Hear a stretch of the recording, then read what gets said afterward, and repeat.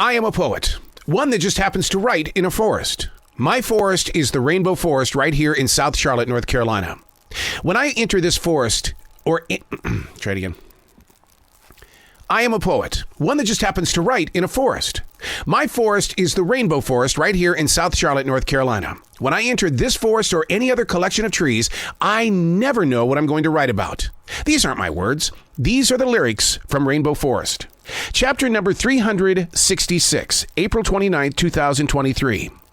A tree never stops shedding its leaves and branches. Oh yeah, the experts say it's the tree's way of conserving water. Hormones inside the trees are constantly sending out signals to cells. Now, I bring this up because my forest floor has several fallen branches. To humanize this forest floor looks like I'm stealing from the process.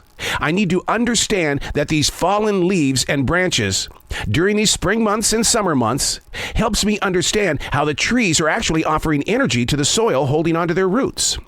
The deer lay inside the large branches. Bugs eat away, getting their nutrients.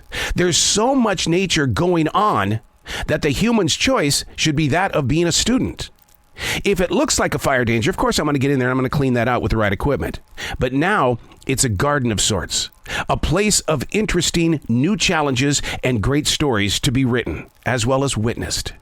It's moving at the pace of nature with a forest that has been my partner for 32 years. We do live in this age where everything is just going so quickly. I mean, I can't believe that this was written on April 29th, 2023, and the physical date where I am right now is March 15th, 2024. I don't know where you're going to be when you pick up on this podcast, but time is moving quickly. But to these trees in this forest, I'm not so sure that's true, because they love to take their own moments and create ways to strengthen up the forest floor. Because once again, that's where their roots are. That's where they get a lot of energy from the soil as well as from the rain when it falls from the sky. But the journey of a tree is so at its own pace. When we planted 1,700 trees in this forest in 1997, remember it's now 2024, but when we did it in 1997, they were just little 6-inch seedlings. And today, they're not skyscraping, but they're beautiful. They provide so much for other natural things, such as over here to the left side of the forest, we have a hawk's nest this year. It is absolutely fantastic to see how they built that nest and how they're going to raise another hawk.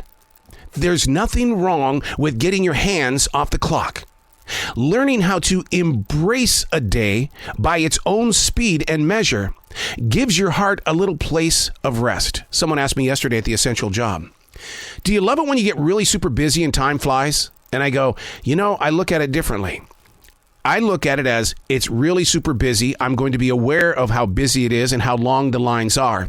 And I'm not going to say, oh, hurry up, let's get this day over with. I'm going to embrace the long distance between starting and finishing.